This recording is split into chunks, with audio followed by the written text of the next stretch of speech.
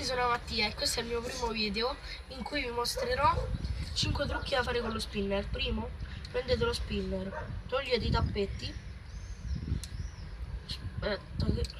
poi prendete una matita, mettete un pezzo di scotch dove volete, infilate la matita, poi la mettete e non cadrà.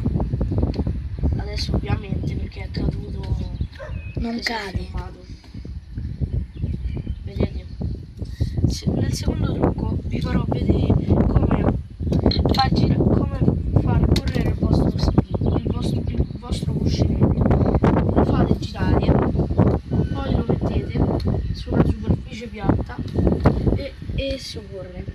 Poi prendete nel terzo trucco, prendete questo tappetto, un tappetto di tutti e due, e girerà intorno. Poi nel quarto trucco vi farò vedere come far correre un cuscinetto senza dover usare la struttura dello spinner. Ecco, nel quinto e ultimo trucco vi farò vedere come far girare